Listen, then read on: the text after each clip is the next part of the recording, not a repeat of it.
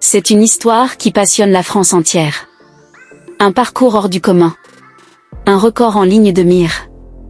Mais aussi, une question qui brûle toutes les lèvres, jusqu'où ira-t-il? Émilien. Ce nom résonne désormais dans l'histoire des 12 coups de midi. Depuis plusieurs mois, il enchaîne les victoires avec une facilité déconcertante. Un talent impressionnant, une culture hors norme. Un candidat qui défie toutes les statistiques du jeu télévisé phare de TF1. Mais avant de commencer, n'oubliez pas de vous abonner et d'activer la cloche de notification pour ne pas manquer nos prochaines vidéos. Bon visionnage.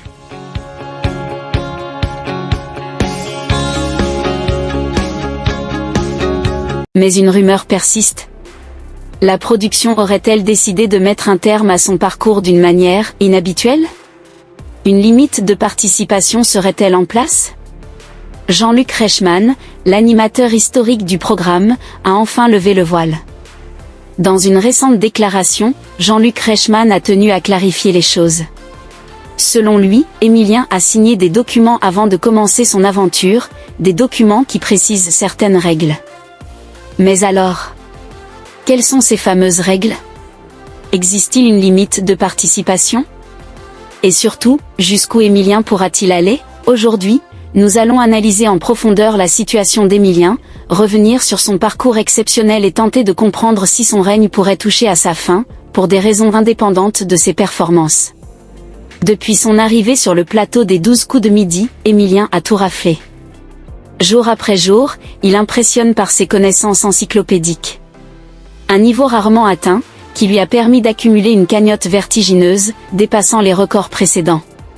Face à un tel exploit, de nombreux téléspectateurs se demandent, jusqu'où peut-il aller? Existe-t-il un moment où la production pourrait dire stop? Dans le passé, certains candidats comme Christian Quesada ou Bruno Ourcade ont tenu de longs mois, accumulant des sommes astronomiques. Mais jamais la question d'une limite de participation ne s'était posée avec autant d'insistance. Interrogé sur cette question, Jean-Luc Reichmann a été catégorique. Non, il n'y a pas de limite stricte de participation. Mais alors, que voulait-il dire par cette histoire de documents signés? En réalité, chaque candidat qui entre dans l'aventure des 12 coups de midi signe un contrat avec la production.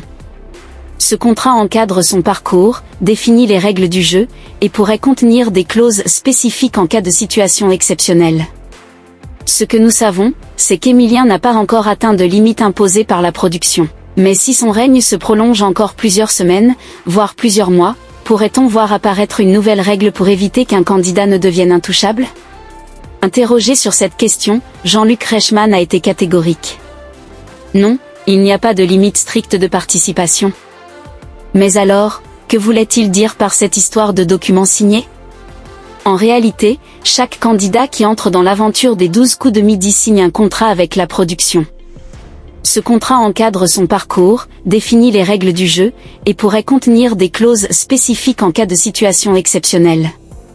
Ce que nous savons, c'est qu'Émilien n'a pas encore atteint de limite imposée par la production. Mais si son règne se prolonge encore plusieurs semaines, voire plusieurs mois, pourrait-on voir apparaître une nouvelle règle pour éviter qu'un candidat ne devienne intouchable? Certains fans du jeu estiment qu'une telle domination pourrait nuire à l'intérêt du programme. D'autres, au contraire, adorent voir un candidat d'exception repousser les limites. Un spécialiste des jeux télévisés nous éclaire, historiquement, les productions évitent d'intervenir directement sur les parcours des candidats. Mais elles peuvent adapter les règles pour maintenir un suspense et éviter la lassitude du public. Une chose est certaine. Émilien ne montre aucun signe de faiblesse. Son ascension semble inarrêtable, pour le moment.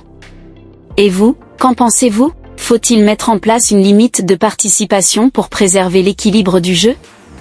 Ou doit-on laisser Émilien aller jusqu'au bout de son incroyable aventure? Dites-nous tout en commentaire.